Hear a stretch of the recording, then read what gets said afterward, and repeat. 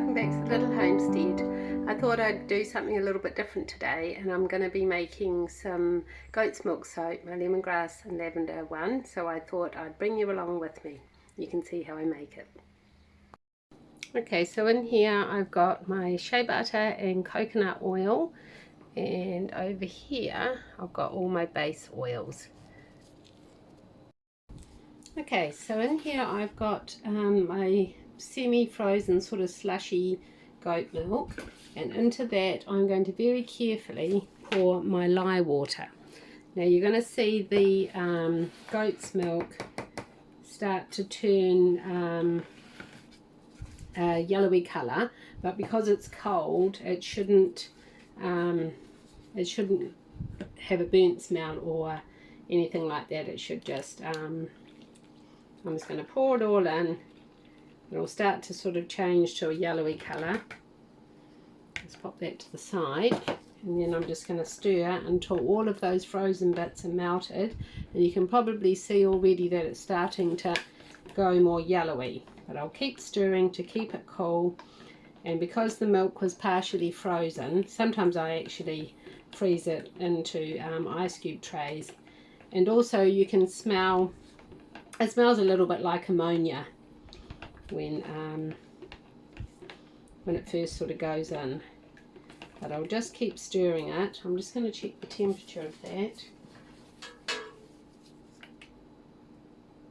It's at 64, so it needs to cool down a bit. I'll just put my big pot of oils back on to heat up a little bit.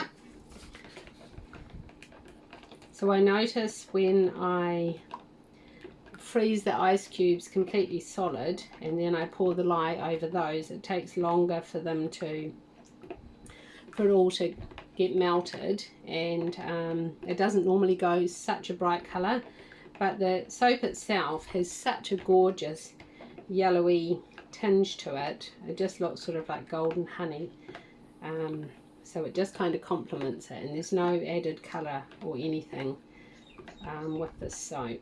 So I'm just going to keep stirring just to sort of cool that down a bit. Okay, so into my big pot here I've got my base oils, and I said before, I've got coconut oil and shea butter, and we've got olive oil, rice bran oil, avocado oil, castor oil, and a little bit of canola oil.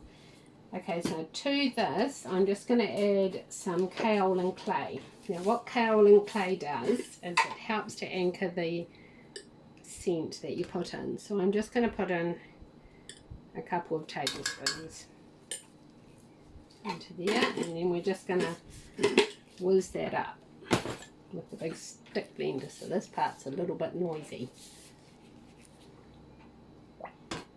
Just tap it to get any air bubbles out. And I'll just carefully blend all of that clay in.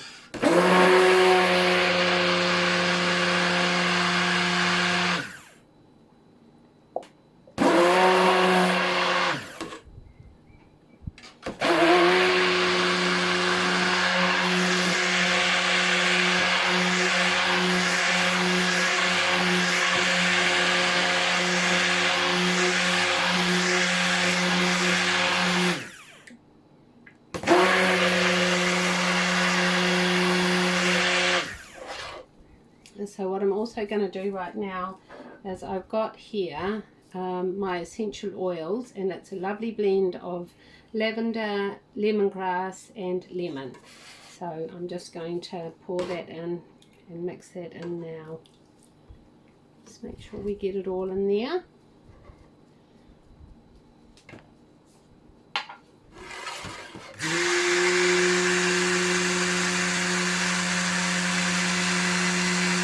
Oh, it smells so beautiful.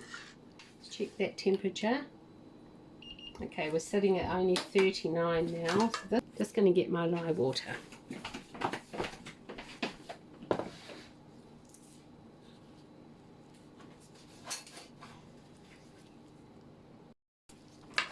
Okay, we'll just give that a big stir. We've got our lye water in there now, and our essential oils, So I'm just going to actually use the whisk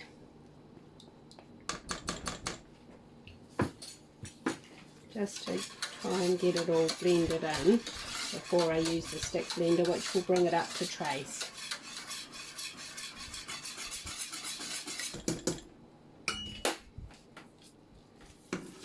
Back in with the stick blender.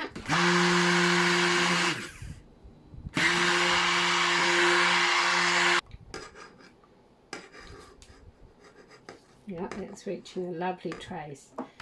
Alrighty. So just scrape off this stick blender. Then we'll bring over our mould and pour it in. Okay, so I'm going to give it one final stir. Oh, it's setting up very fast. And then we're going to quickly get it into the mould.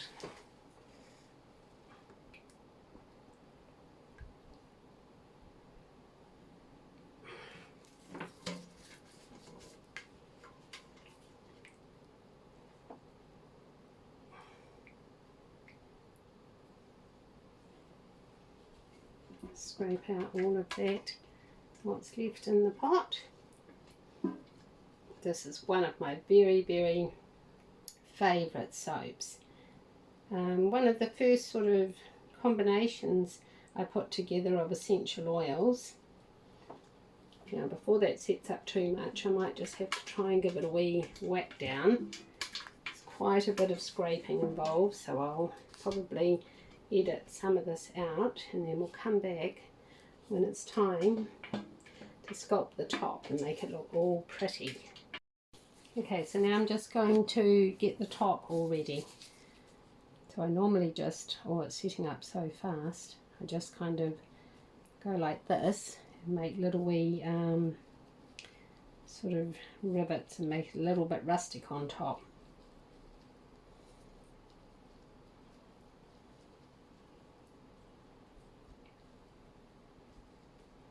And I just do that all over.